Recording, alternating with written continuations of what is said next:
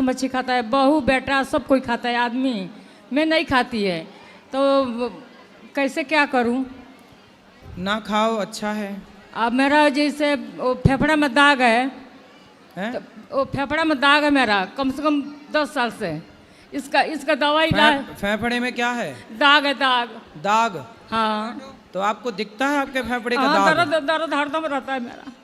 अच्छा, दाग हाँ, दिखता है। हाँ, दर्द होता है फेफड़ा में। फेफड़े में दर्द है? हाँ, दर्द रहता है। तो प्राणायाम किया करो, ठीक हो जाएगा। दवा चालू है, नहीं आराम होता है। प्राणायाम किया करो। अच्छा, कपाल अच्छा। भाती, अनुलोम विलोम। ठीक है। हमारा सब परिवार के राधे राधे बोल दिए। राधे राधे। गुरु जी राधे राधे जी। मैं 2 साल से आपका भागवत सुन रही हूँ, मुझे बहुत पसंद आया। आज मैं आपको 2 साल से आते आते अब आई हुई आपका भागवत सुनने। आज मैं यहीं पे आपका भागवत सुनी, मुझे बहुत अच्छा लगा। और जैसे जैसे सुनी थी मैं, वैसे वैसे सब देखा मैंने। टीवी में देखती हूँ 2 साल से, जैसे वैसे सब सुना मैंने आपका, वैसे ही वैसे बहुत अच्छा खाना खाया, बहुत अच्छा प्रसाद मिला, बहुत अच्छा।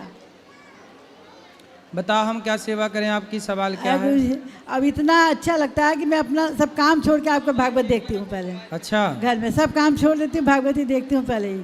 सही है। कहीं जाना रहता है, कहीं बाजार मार्केट कहीं नहीं जा पाती, बस भागवत ही देखने मेरा नशा हो गया मुझे। इतना ज़्यादा नशा हो गया कि भागवत छोड़ के मैं कहीं जा ही नहीं पाती। हाँ, राधे राधे राधे। इसके लिए गीत है, बिन पिए नशा हो जाता है, जब कथा सुनूं मैं रघुवर की। ओ बिन पिए नशा हो जाता है, जब कथा सुनूं मैं रघुवर की। है ना मैया? बोलो। गुरुजी राधे राधे। जी मैं उड़ीसा राउरकेला से आया हूँ। जी। मेरा नाम अमित अग्रवाल है। वहाँ राउरकेला में एक गृहस्थी मसाला के नाम से मसाला कंपनी है जी जिसमें मैं सीईओ के पद पर कार्यरत हूँ। जी। तो कंपनी के काम से प्राय मुझे महीने में 10 दिन, 15 दिन, 20 दिन बाहर रहना पड़ता है। ठीक है। तो हमारे घर के बगल में एक लक्ष्मी नारायण मंदिर है। वहाँ के पुजारी जी ने मुझे कहा था कि महीने में 4 सोमवार और 2 प्रदोष का व्रत करने के लिए। तो मैं प्राय करता हूँ, लेकिन बाहर रहने के कारण कभी कभी क्या है, शुद्ध शाकाहारी भोजन नहीं मिलता है, तो वो व्रत कभी कभी छूट जाता है मेरे से। तो वो मन में हमेशा शंका रहती है कि ये मुझसे गलती हो गई है, भूल हो गई है, तो ये व्रत छूटना मतलब सही है, गलत है, या कैसा करना चाहिए? कुछ जितना आप कर मार्गदर्शन पाते करें। हैं, जितना कर पाते हैं उतना अच्छा है। ये सारे व्रत करते हो, यदि ये सारे व्रत छोड़ के आप एकादशी का व्रत कर लो तो एक एकादशी महीने में 2 कर लो, बस सब करने की जरूरत नहीं है। धन्यवाद गुरुजी। जी। गुरुजी राधे राधे जी। आपके चरणों में मेरा कोटि कोटि प्रणाम। जी।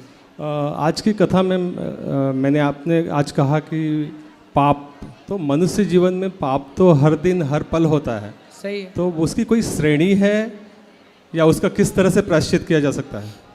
पाप का यही प्रायश्चित है कि अब ना किया जाए, गलती को स्वीकारा जाए, सुधारा जाए, ना किया जाए अब से पाप, और आत्मसमर्पण कर दिया जाए भगवान में।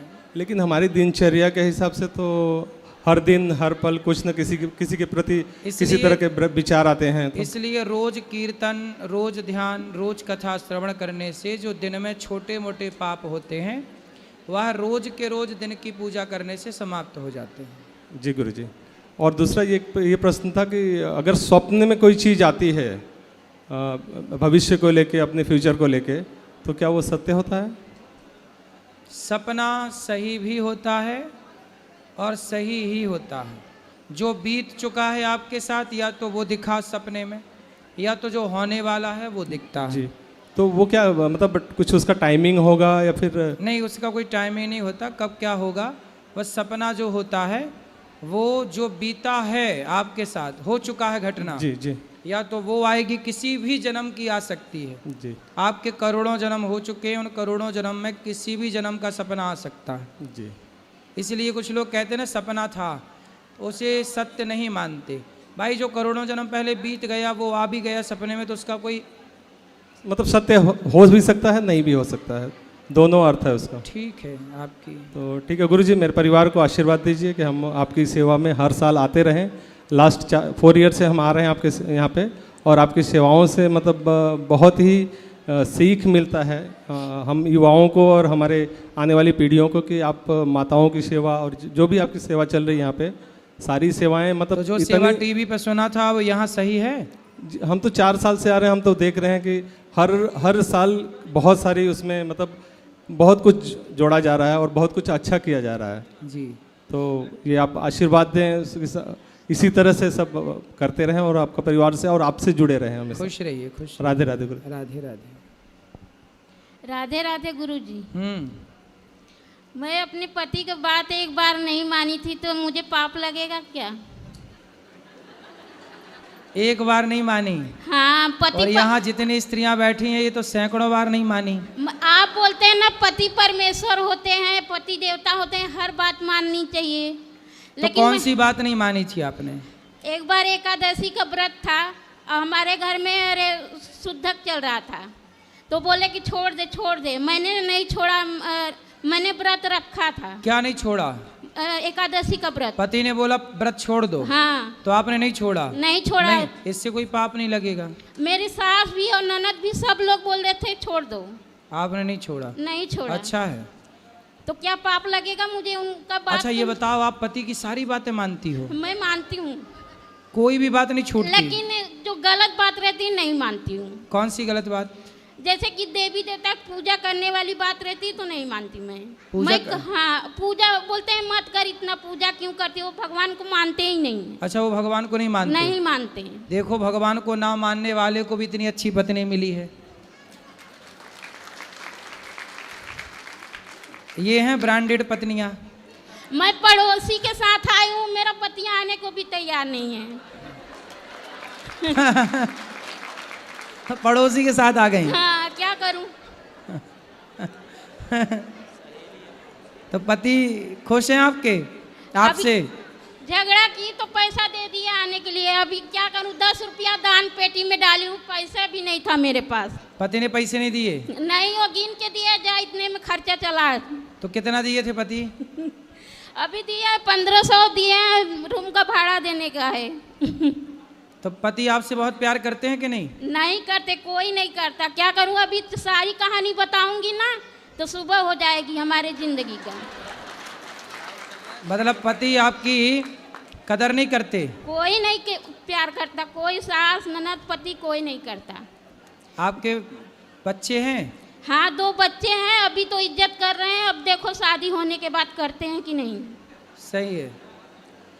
आप लेकिन बहुत अच्छी, अपने पति से खूब प्यार करती हो कि नहीं? हाँ, मैं बहुत प्यार करती हूँ। मैं तो सबके सामने भी आई लव यू बोल देती हूँ।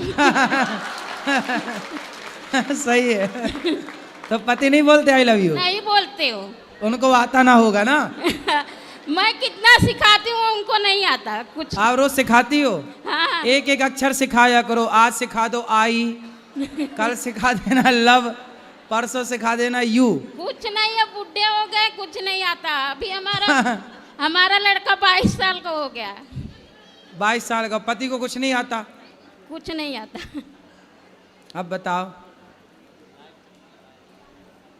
चलो, अब पति को ले आना तो उनसे आपको आई लव यू कहवाएंगे। कोई थोड़ा भी हमारी बात नहीं मानते गुरुजी, क्या करूं? अब क्या करें बताओ, क्या कर सकते हैं? क्या कर सकते हैं आप बता दो। टीवी में थोड़ा पत्नी का बात माना करो। उनको सुना देना ये वाली बात तो मानेंगे। क्या नाम है पति का? अभी पति परमेश्वर है, उनका नाम कैसे लूं? हमारे में नाम नहीं लिया जाता। तो इनके पति, सुनो रुक जाओ, तो इनके पति परमेश्वर का जो भी नाम है वो ध्यान से सुने, कान खोल कर। आपकी पत्नी बहुत अच्छी है, इसलिए अपनी पत्नी का खूब ख्याल रखो। ये बेचारी सीधी साधी स्त्री है, भोली भाली, मन की सच्ची। ऐसी स्त्रियां धरती पे कम होती हैं। पता नहीं आपके पति आपकी कदर क्यों नहीं करते। आप करेंगे? ठीक है गुरुजी, राधे ले आना अगली बार। राधे राधे। अगली बार ले आना। अरे गुरुजी नहीं आएंगे, कितना भी झगड़ा कर लूं नहीं आएंगे वो।